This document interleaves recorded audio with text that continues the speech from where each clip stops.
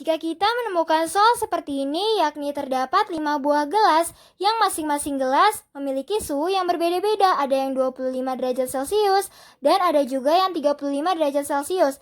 Nah, di sini ukurannya juga berbeda-beda isinya. Ada yang berbentuk lempengan dan ada yang berbentuk granula.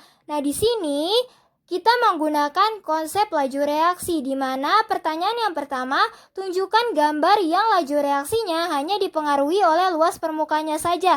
Nah, seperti yang kita ketahui bahwa faktor-faktor yang mempengaruhi laju reaksi diantaranya adalah ada konsentrasi, lalu ada luas permukaan bidang sentuh, dan ada suhu atau T, ada tekanan atau P, dan terakhir ada katalis.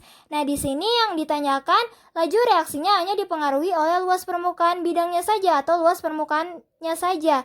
Nah, di sini berdasarkan gambar bahwa untuk mencari laju reaksi yang hanya dipengaruhi oleh luas permukaannya saja, maka kita harus cari gelas yang memiliki suhu yang sama, bentuk dan luas permukaan yang berbeda. Nah, di sini pada gelas 2 dan 3 dapat dilihat suhunya sama-sama 25 derajat Celcius.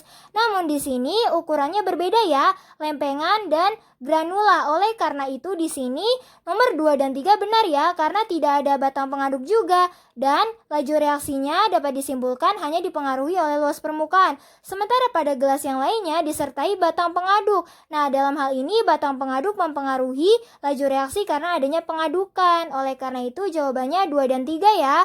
Nah, selanjutnya, bagaimana pengaruh luas permukaan terhadap laju reaksi?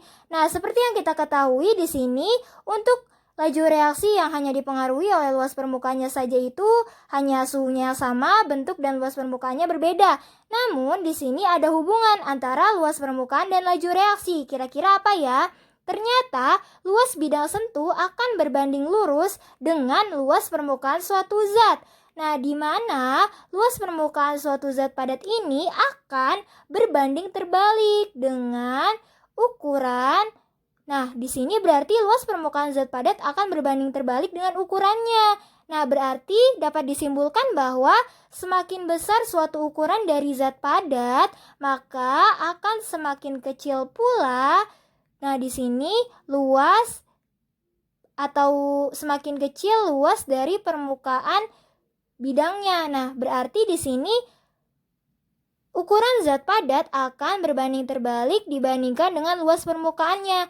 Namun, di sisi lain, semakin kecil ukuran suatu zat padat, maka akan semakin besar pula luas permukaannya. Nah, di sini berarti dapat disimpulkan bahwa luas permukaan zat padat ini akan berbanding terbalik dengan ukurannya.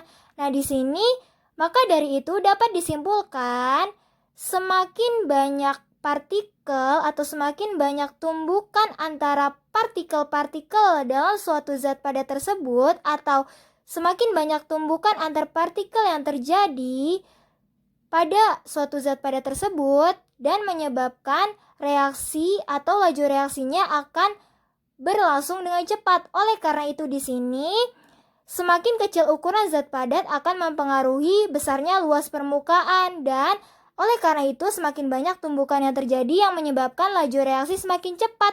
Oleh karena itu di sini luas permukaannya serbuk lebih besar dari butiran. Butiran lebih besar dari lempengan. Nah, begitu ya co-friends. Sampai jumpa di soal yang selanjutnya.